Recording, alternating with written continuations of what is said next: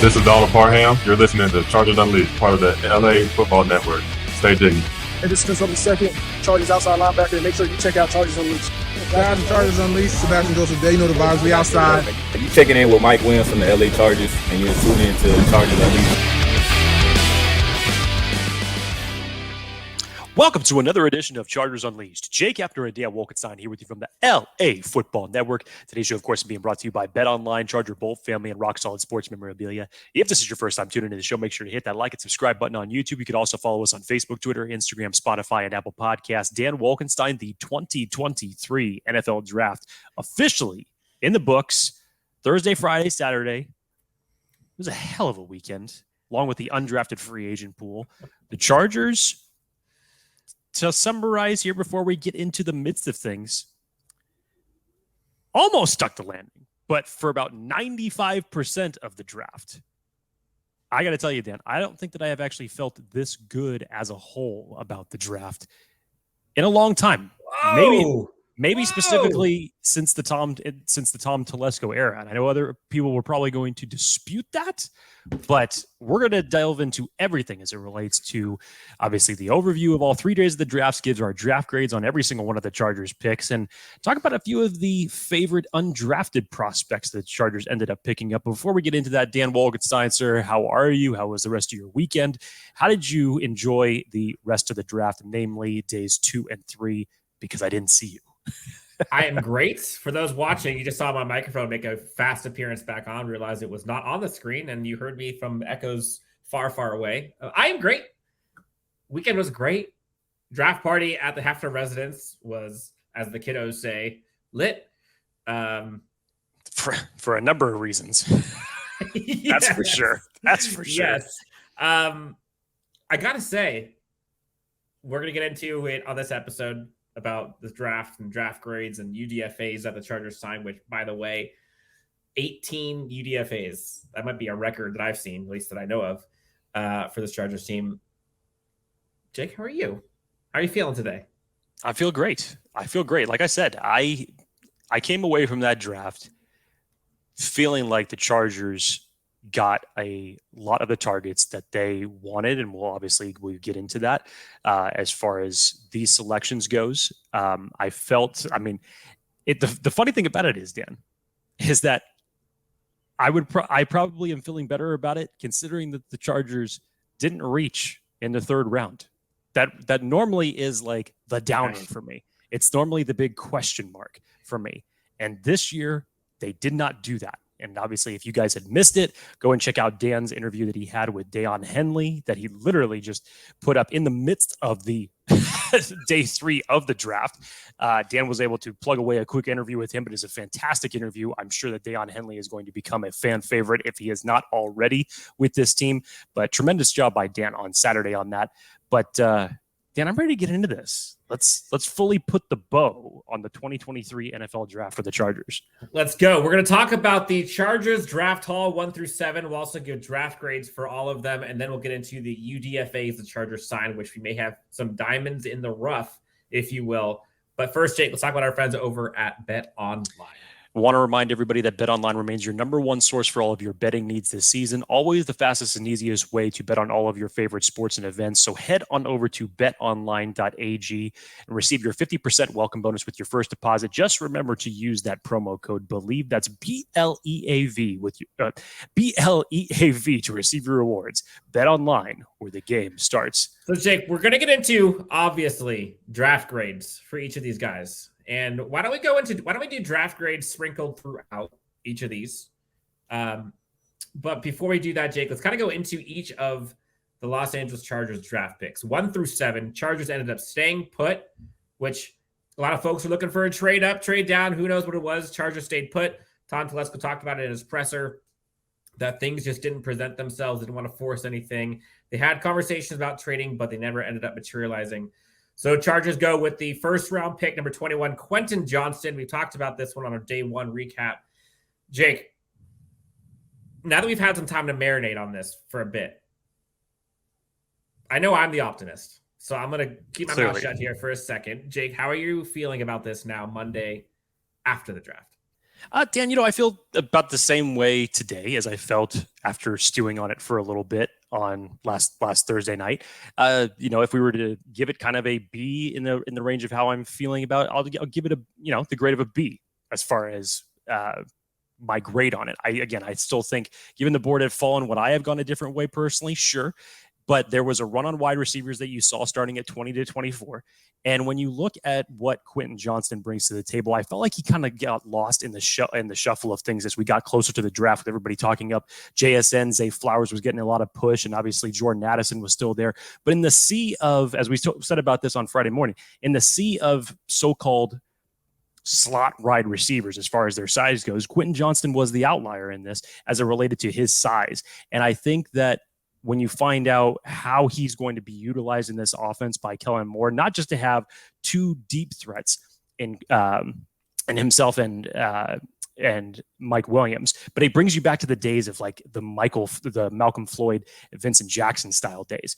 I think that his position versatility to how you can rotate him and Keenan Allen going inside to outside, I think is another element to this offense that I think Kellen Moore is going to specifically utilize as it relates to getting the downfield passing attack of Justin Herbert back. I think Kellen Moore knows exactly what it is that he needs to do. I think this will bring back the 2020 version of Justin Herbert that so many people have been waiting to see since he got into the league. That downfield, use the cannon. Not necessarily that you need to, but you can always use it. You just need to use it more. So still, I feel good about it. I give it a solid B. I personally would have gone elsewhere just given how the draft fell to them and certain guys that were there. But this addressed a huge need for the Chargers. And I think that the weapons that they now have on offense with your top three and Quentin Johnston, Mike Williams, and Keenan Allen is a good thing for Justin Herbert in this upcoming season. Yeah, I think I align with you on the overall grade. I might kick it up to a B+.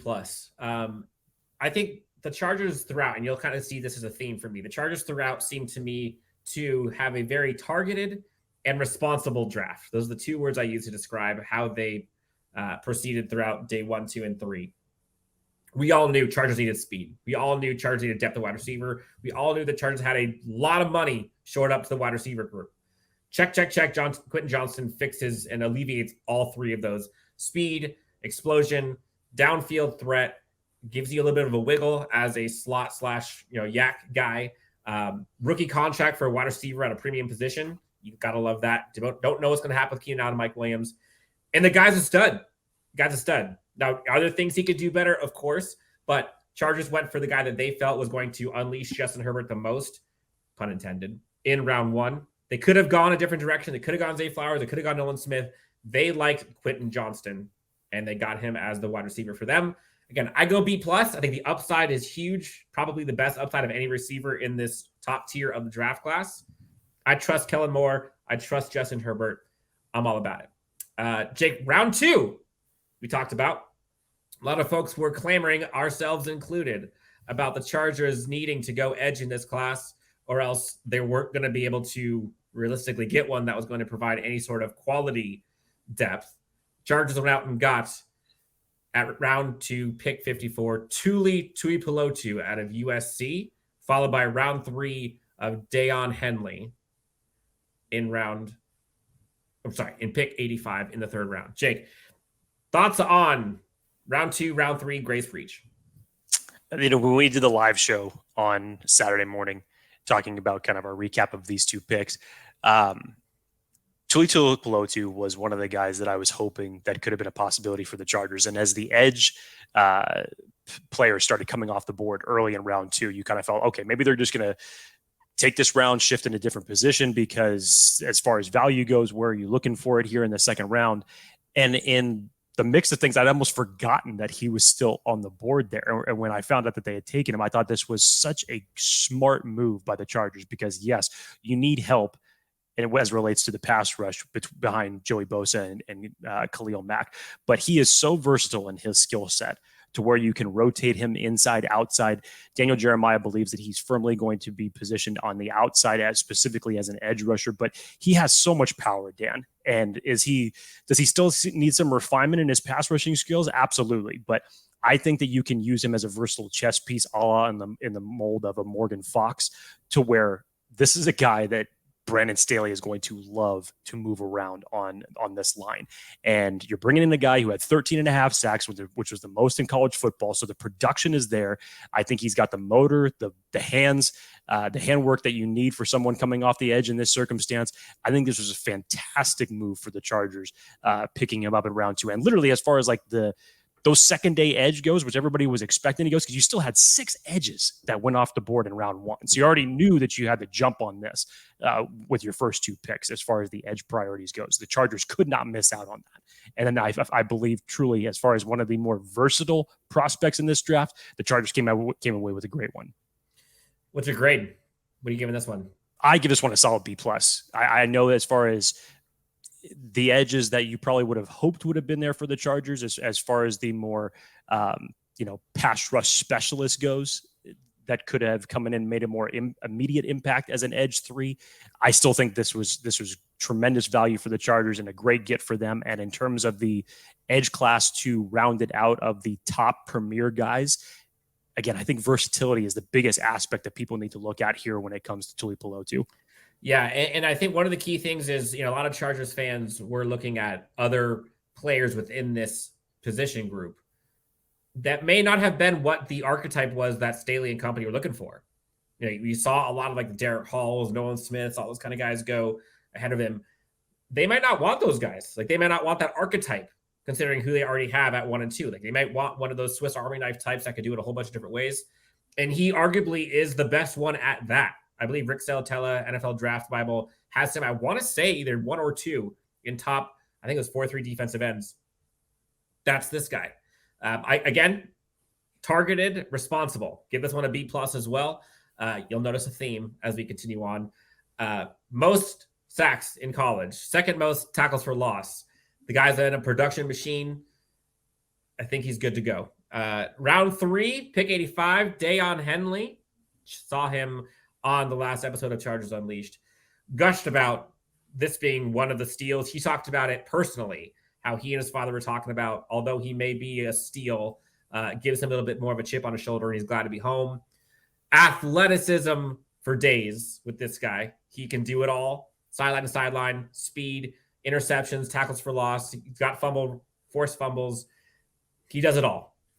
This is one of those guys that Chargers fans, I think, were probably surprised how excited they were about this once they did some studying.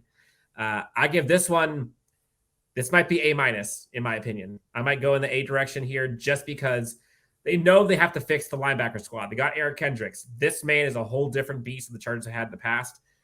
A- for me. Linebacker at Washington State, prior from Nevada. If you don't know about him, guarantee you he will be a fan favorite on the field and on the mic. This gets a solid A for me, Dan. It really does. It really does. And I say that from just like, again, the level of I think the level of value, like you were mentioning, the whole steal aspect with Daiyan Henley, but from the aspect of what pick was used to select him, the one that we're all scared of when it comes to the history of Tom Telesco and making selections. The 3rd round pick this year for the Chargers, I don't think is disappointing at all. And to flip the script, he may end up being the favorite pick of everybody as it relates to this draft goes. As far as his coverage ability as a linebacker, this is your Drew Tranquil replacement. Will he start over Kenneth Murray? Probably not, but to learn from guys like Eric Kendricks, as he was saying in his interview with you, Dan, and rounding out this linebacker group, which really had a huge priority behind it as it relates to the depth. And it was interesting considering here's all this talk that we've been having about the Chargers not valuing the linebacker groups. But yet in the Tom Telesco era, they have found Drew Tranquil and Kaiser White in the 4th and 5th round, respectfully. And here's another one that you find, but this time it's not a reach. It's a great, great value signing considering where he was ranked among the linebackers in this class. And Dan, you said it, his ferocity that he plays with, his ability to blow up passes, his ability in coverage is something to behold. And as you said, he's coming to play. And with if he is half as good a player as he is on the mic, I think the Chargers are in for a very, very big treat. Former wide receiver, former safety turned linebacker. Daiyan Henley, can't wait to see what this guy looks like at training camp. Going to be a stud. All right, so that's day 1. Day 2, again, we talked about those are the meat and potatoes of this draft. You have to hit on those.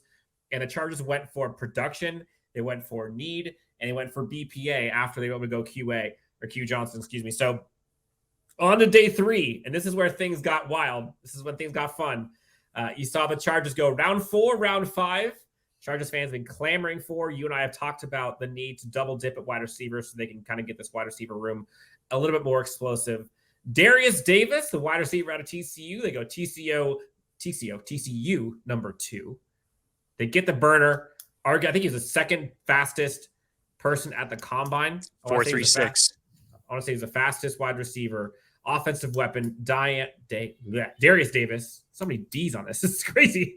Derius Davis, pick number 125 from TCU, adds to the Chargers wide receiving core, brings offensive weapon, explosion, speed, and another wide receiver for Justin Herbert. More importantly, kick return, punt return, check. Arguably the best in the NFL. Best in the NFL draft. 5 career punts for touchdowns as in TCU. And some people, I think, on the surface level probably thought that you could have selected Derius Davis a little bit later in the draft. But remember, Dan, we teased about this, and Tom Telesco even alluded to it after he had made the Quentin Johnston selection, that this did not negate their pursuit for a kick returner in this draft. And for the Chargers, if you're looking at the wide receiver group as a whole, I think that's where you could probably say, like, okay, maybe that was a little bit of a reach. But the Chargers had a specific move that they were looking for to round out this group. You needed help. You needed that DeAndre Carter replacement, and you needed to give yourself some juice on special teams in the return department. And when you go out and you get one of the best guys in college football to replace that, regardless if it's your 4th round pick or not, when you see what this guy does with the football in his hands in the return game, Dan, how about the highlights that we have seen from Derius Davis just as it relates to jet sweeps? When was the last time that the Chargers were able to execute a successful jet sweep that actually had more than 5 yards of production with it? I challenge someone to find that game for me. And the last one that I can really think of was the Indianapolis playoff game when Legadou Nane ran it. I mean, it's been a long time since the Chargers have been able to run one of those plays successfully. Honestly, Joe Reed, I think, was the last one I saw. And then we never saw him from him again. There it is. Oh, you're right. He took that one in for a touchdown. You're correct. So it was like 7 yards, but still. They were on the 7-yard line. He went in for a touchdown. And to Dan's point, yes, he was never heard of again in the Chargers offense, unfortunately. But this is a guy who I think, again, is going to just give, as Brandon Staley says, not only production in the return game, but rounds out a wide receiver class that the Chargers have now so many different skill sets too when it comes to this. So personally, Dan, I know he may not have been the wide receiver that everybody was thinking if that was their target in the 4th round, but I think as far as what the Chargers needed to fill, this was a smart choice. What's your grade on this? I give us a B+. Yeah. So I give this is tough because I think in terms of targeted missile strikes, if you will, we were dead on. The Chargers were going to do this. They needed to do it. And thankfully they did it with a guy with speed, with explosion ability. Like they have that, and also fits the special teams. Some folks are saying, oh, it was a reach. To who? We don't know what this NFL grade was on him. And we saw so many guys who we thought were going to go much higher get undrafted and vice versa. So you can say it was a reach. That's you. That might not be what the NFL thinks. So pick 4, 125.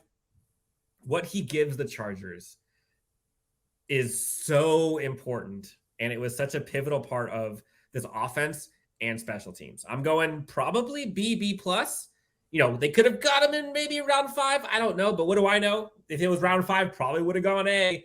But, here I am. I'm probably going B+. You're sensing a theme.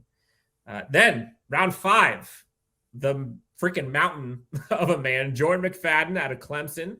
Played all 3 positions, tackle, guard, and center his career. Production machine. I think he only allowed like 2 touches. 2 quarterback hits. That's insane to me. Gives me shades of Jamari Sawyer last year in terms of value and how they got him so late. Offensive line gets its much needed. You and I talked about, I want 7 deep at offensive line just in case. Jordan McFadden gives you a ton of position flexibility across the entire line. I'm going for value here and what it brings to the Chargers. Justin Herbert, I'm going A. I'm going A on this one. To get someone of that caliber that late, to have stashed behind your offensive line starting five, priceless. Yeah, Dan, I know that obviously for McFadden, playing left tackle and right tackle in Clemson, he was mainly slotted in as a guard. Dane Brugler actually had him as the 8th ranked guard on his big board, gave him a 4th round grade heading into this draft, and the Chargers nab him up in the 5th. And you talk about a refined prospect with a lot of starting experience. Remember how I used to say for Josh Downs, he had those educated feet? McFadden's got those educated feet, man. And can he get to the second level in a hurry? Just you watch some of the clips of him out in pass protection on run plays, on pulling and just getting to the second level on run plays. He's plowing over dudes and getting out to the second level quickly. Bulldozer. So, he's obviously going to kick into guard. And we had talked about this. Dan, you specifically had talked about this as it relates to just getting more depth behind this offensive line. Because in moving Jamari Sawyer, obviously, to the starting guard position, bringing Rashawn Slater back, moving Zion to the left side now, you basically had brought back Will Clapp, you had Brendan Hymus, you had Foster Sorrell. You needed to add another, let's just call it interchangeable. If it's a swing tackle, a guy who could fill in for you in an emergency situation at tackle, I believe, if you needed to, but is probably best suited for guard. They needed position value for this. And here they go again. They got Jamari Sawyer last year in the 6th round. And personally, I think for where the Chargers are going to utilize him as a key depth piece, I love this selection of McFadden. I really do. They are continuing to prioritize the offensive line, which, as we know, has not hindered the best results as it relates to health over the last couple of years. So you cannot take this position lightly, and getting a guy like this with that much starting experience, I thought was a great value pick. I give it an A. Woohoo! Pessimistic Jake's throwing out A's like he's Oprah. This is great. That was only my first day of the draft. I haven't even. You never give A's. You never give A's. That's right. I don't give A's. All right, so on our pick 6, this might be one of Jake's favorite picks of the entire draft and UDFAs, which we'll get into here in a bit. The one, Scott Matlock out of Boise State, crushing souls all day long. Again, I find it fun, but also very telling how Chargers go wide receiver ×2. They go defensive line ×2. Linebacker. TCU ×3. TCU ×3. Linebacker and guard and linebacker and quarterback. Targeted missile strikes. Chargers defensive line needed help, was gushed by injuries last year. Chargers wide receiving core needed speed. They went and got Tuli, and now Scott Matlock, man. He is so fun. In terms of what he can do, I'm going B+ on this one too. I'm not saying it's a home run, but again, responsible, targeted, and he's a specific need the Chargers have had. I give it a solid B, Dan, and I think that Scott Matlock next to what I think is what we need to do. We need to have just an interview with Daiyan Henley and Scott Matlock together, just to have them both sitting there. And just to have a discussion with these guys when you hear them in interviews. Scott Matlock obviously gives one of the best answers you've ever heard of when he was selected by the Chargers, and saying what type of players should the Chargers fans be expecting to get? Just I'm a gladiator out there in the arena. I'm coming to take souls. It's just oh my God, yes. Big man, plays defensive line, could play the 3 technique, the 5 technique. We knew that this Chargers team needed some type of depth behind this defensive line, specifically to get after and stop the run. He could do that very well and has some very underrated pass rushing skills for what he did in Boise State. The dude just has a motor, and his effort is relentless in pursuing whoever has the football in his hands. I love his athleticism, Dan. I think he's going to be a tremendous rotational piece that I'm not sure which broadcast you were watching, if it was NFL Network or ESPN. On day 3, I happened to flip it over to ESPN. Mel Kiper had moved him up his board significantly over the last 2 weeks, heading up into the draft. He had a 5th round grade on it. I mean, he said he had brought him up significantly for where he was at. So in terms of if you want to call maybe the hidden gem piece of this, of this draft class, maybe the more underrated draft piece of this draft class. I love what I see from Scott Matlock, and I am excited to see how they are going to utilize him as a rotational piece that could end up yielding results very, very quickly for this defensive line. Then Chargers go round 7. They look to bolster their quarterback room by going Max Duggan with the 239th pick, of the 2023 NFL draft. They don't go tight end. They don't go corner, which we'll get into that in a second. They go Max Duggan, third TCU player picked for this Chargers team this year. TCU, the Chargers University. Jake, I think this is what kind of got some fans perturbed, if you will. And I get it. And this was before like the UDFAs were announced, which we'll get into here. After thinking about it for a bit, this is where I think this lands. Chargers get a 4-year contract on a rookie quarterback, probably long-term replacement for Easton Stick, a guy who's a Heisman finalist, a guy who's played with Quentin Johnston and Derius Davis, a guy who is athletic. Go watch the tape. Say what you will about maybe some of his accuracy and fundamentals that he can probably improve upon, sure.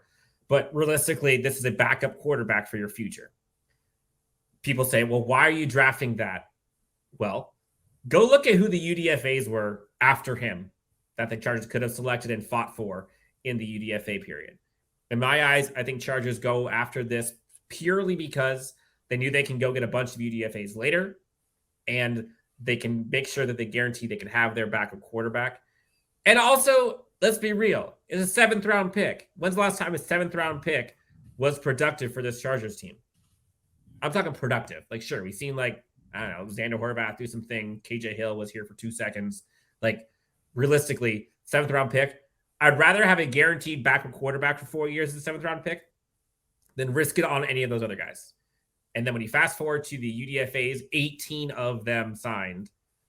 If you want to think about this in an imaginary world, swap out any of them for Max Duggan. Say Max Duggan gets to become the UDFA they sign. Chargers are cooking with gas. This one, again, responsible, targeted. This is a future pick, in my opinion. Let him groom. I don't know. I don't even know if we need to give a grade for this. C+, B-. Hopefully we don't see him on the football field at all this year. And that's okay.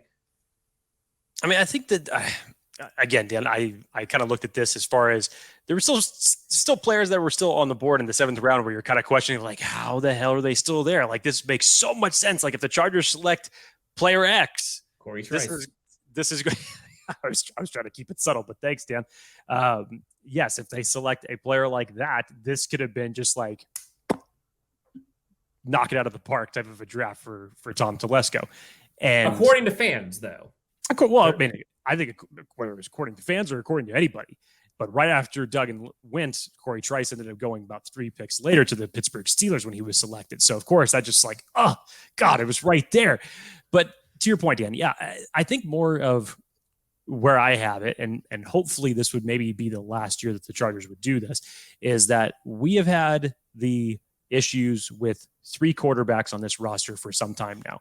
And whichever quarterbacks you want to talk about being in the 3, that takes up roster spots elsewhere. We found this out in training camps over and over and over again, that we felt like guys deserved that 53rd spot over a 3rd-string quarterback. So, yes, you bring back Easton Stick for 1 year. To your point, Dan, yes, I think this is what the long-term replacement is on a rookie contract, a 7th-round pick for a backup quarterback in Max Duggan, that hopefully once you get past the 2023 season, maybe the Chargers will not be carrying 3 quarterbacks any longer. But at least for this season, we know that he for sure will. Max Duggan obviously has the familiarity with Davis and with Johnston. Does he need some refinement? You better believe it. But he's a gamer. He's a gamer. He's a dual threat quarterback. Take that for what it is that you will. If this means that in 2024 that he could be good enough to where the Chargers do not have to carry 3 quarterbacks, I'll be happy with that. Not my favorite pick at the draft. Obviously, it's what it brought my full assessment down to 90% as it was in terms of being happy with it. But I get the pick. I would have gone a different direction personally, but I understand it. So what's your grade on that one? It's a weird one to give a grade to because you can't really like. It's hard to assess. It's not any higher than a C. I'll just say that much. And is that purely because of a 2023 roster perspective? Yes, that's mainly what it is. And I felt like there were still guys at that position that if you were looking to still fill depth at other positions, that you could have gotten someone with tremendous value still being there in the 7th, who could ended up being really good starters for you. I get this whole thing as far as what you were saying, Dan. When was the last time a 7th round pick ended up starting? Well, I'll tell you what, a certain running back who was a 7th round pick just went off to Kansas City and won the Super Bowl. So when you look at things like that in comparison, on the Chargers. I definitely wasn't on the Chargers, but I'm saying, hey, let's try to change that narrative a little bit. So that's mainly my point as it relates to more overall roster construction. Fair. Okay, so draft grades.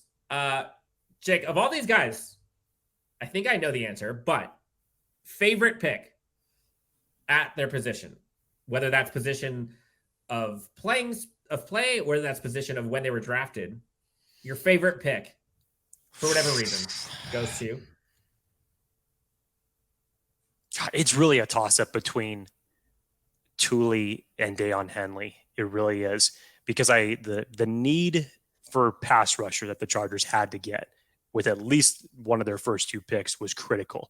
And I think that you get a player with his type of versatility, his college that he had in UCLA this past year, I thought was tremendous. I think he's going to be a great chess piece for Brandon Staley to utilize both inside and outside on this team.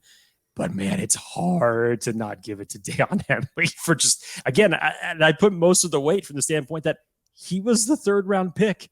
He was the pick that Charger fans were totally afraid of was going to be another disappointment or a huge time reach from Tom Telesco. And this time it wasn't. It was a huge get and position of value and need at the linebacker spot, especially right after that, Dan. We get the announcement early on day 3 that the Chargers will not be picking up Kenneth Murray's 5th round option. So that's another critical piece here as it relates to this roster building out forward. So you bring in a guy with those coverage skills, it's close, but I have to give it to Daiyan right now. Yeah, I obviously love those 2. I think the 2 that I'm going to go with aren't necessarily the guys who I think are the best players that we picked up, but I think are the ones that I'm grateful that they acknowledged this and needed to go these routes. And I'm going either Derius Davis or Jordan McFadden. And not necessarily because they're going to be starting or because they're going to have this crazy production, but because they understood the need and the importance of special teams, of speed, and protecting Justin Herbert. I think those are the 2 things that I'm like, please, for the love of God, give me defensive depth and give me offensive explosion. And I told you, I want 7 deep. Jordan McFadden, again, steal. Love it. Derius Davis, obviously he provides the special teams acumen, but imagine him doing jet sweeps. Imagine him just burning down the field. And he presents like an interesting camp battle that we're going to be talking about here in a bit with the wide receiving core. Like, don't look now, but look at the wide receiving core, tally them up, including some of the UDFAs that we're going to talk about. How many make the team and which ones do? Like, you couldn't really promise me and guarantee that you know which 6 are going to be there, if it's even 6, which even saying 6 gets me super excited. Those are the 2. Again, not that they're going to provide the most production, but because I think they're a safety valve for this Chargers team that they did not have in years past. So we weren't done yet, because afterwards, Chargers were flying through all of the UDFAs that they brought in. 18 UDFAs for this Chargers team. I know a friend of yours at the draft party, I think he was a Bengals fan. They had 4. Chargers had 18. He was asking me, he's like, how the hell did you all, in his words, how the hell did y'all get that many draft picks? Or as far as the undrafted pool goes, he was wondering, like, what's the discrepancy here between 4 and 18? How does that end up happening? Money, probably. So Charles went through a bunch, and I could read off all these names. It's going to take too long. Let's go through some of the ones that we think are biggest hits, biggest potential, ones that we want to talk about that Chargers fans are probably going to hear a lot of come training camp and beyond. I mean, my favorite of this class is Gerard Clark. Gerard Clark, man. You get a guy that probably the Chargers have not seen this type of girth and size since the Jamal Williams days, 334 pounds. And when you watch him, go watch him at the combine and watch how he carries 334 pounds with his foot quickness, deceptively fast for a guy his size. Definitely needs some refinement, but I mean, this dude has a motor for a guy that moves that big. So you bring in someone who could help anchor that defensive line as a rotational piece, possibly in the run game, but also could you possibly long-term develop into some guy who could have surprising foot quickness, get in the backfield? Absolutely. You gotta love what you see when you're seeing a guy this big move that with that type of agility. I'm really excited about this one. I think this is one of the top names to possibly stick out of this undrafted class for sure. And the Chargers actually have a few good options as it relates to that. But Gerard Clark would be my top guy if we were to make a selection this early before training camp starts. Jake, think about the interior defensive line names that we have with this team right now, and just defensive line in general. Like, you added Tuli in this draft, and then interior, you talk about Gerard Clark, obviously. Then you add a Scott Matlock, who we all love. And then you add on top of that, you got Otito. You've got Sebastian Joseph Day. You got Austin Johnson. You've got Chris Hinton. Like, that's a lot of names. That's a lot of names. I think it's going to be between Hinton and him for that last spot. I think Gerard Clark has it, to be honest. I think it's his. Love that one. Jake, one of the guys who I think is probably, if not him, second best chances of making the squad, Taiwan Mullen, cornerback. This kid's a beast. He's had some issues with injuries, which that's kind of the one outlier, is probably why he didn't get drafted. But Taiwan Mullen is so fun to watch. And he's like your perfect prototypical slot corner. Like, on a team in which all you have right now is Jazeer Taylor, he's got a great chance of making the team, and he's a good one.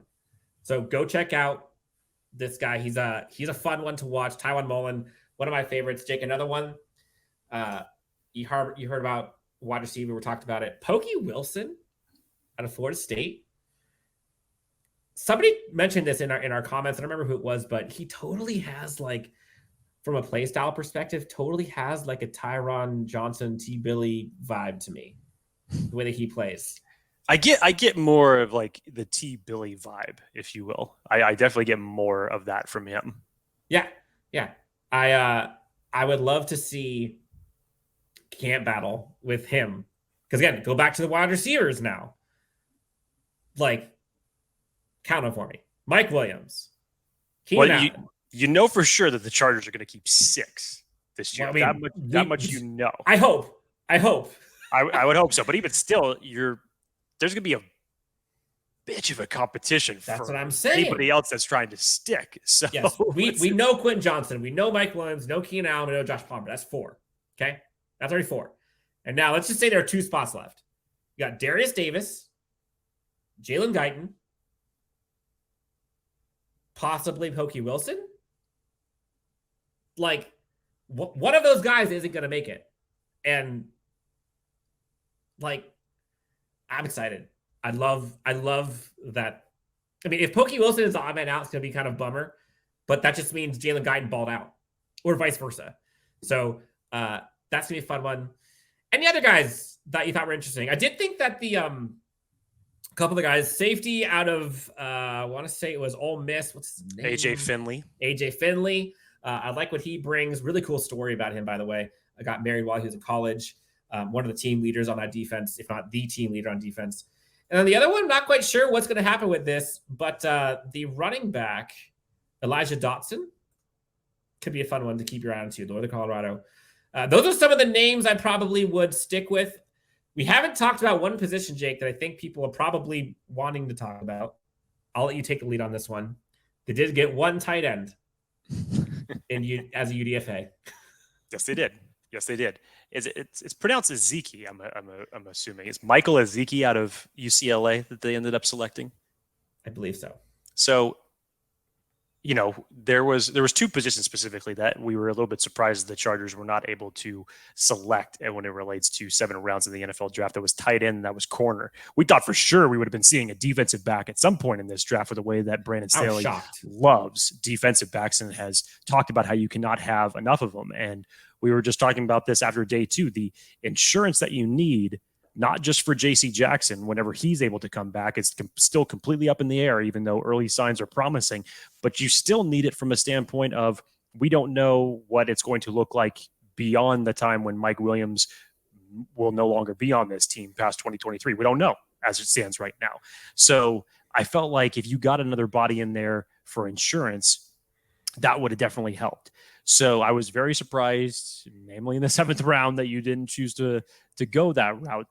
Specifically, but as it relates to tight end, corner, safety is another one. We don't know. Maybe there is a plan with Johnston. As we know, after I believe 4 p.m. today, teams are now actually able to sign veteran free agents that will not count against the compensatory model, if you will. So this could have been the plan all along for the Chargers. We may hear something on that anytime soon, not reporting anything, not saying any sources on anything. But the last time we had left it, the Chargers had interest in him. So that may be where they are going as it relates to filling some of those other gaps. But the Chargers could target a veteran free agent tight end from a much more of a blocking scheme. I know the market is not the best as it relates to available tight ends right now.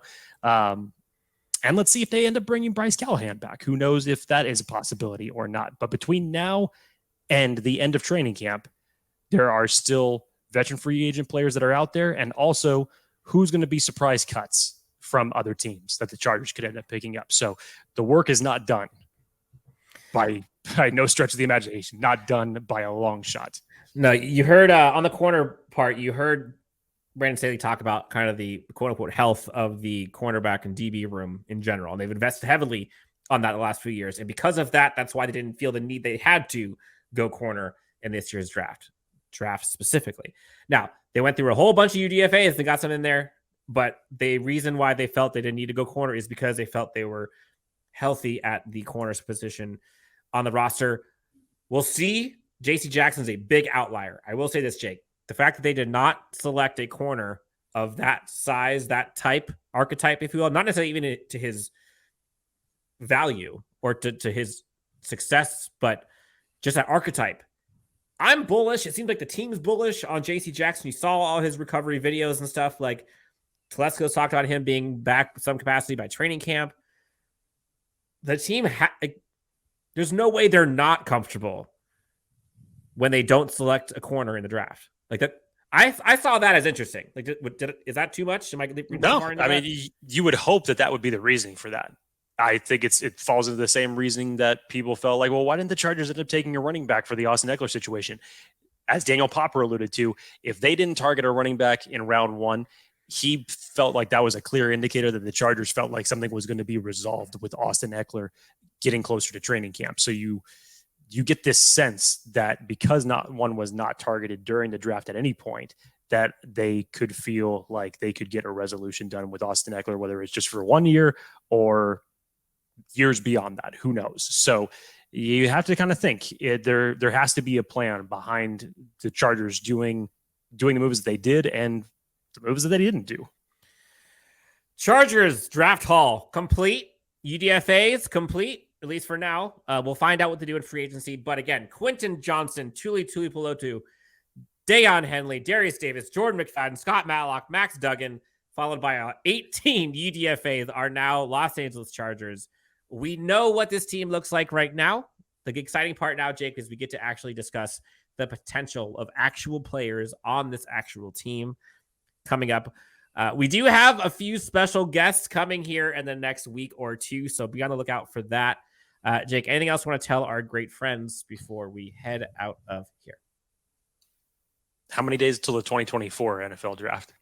This sick man in front of me literally messaged me this morning saying that he's already started looking at 2024 prospects. I'm like, I barely had coffee. That is true. Gosh, you got a problem, but I love you for it. You can find Jake Hefner at Jake T. Hefner, myself at Dan W Sports. Guys, gals, thank you so much for tuning in wherever you are, whenever you're tuning in. And we'll talk to you next time on Chargers Unleashed.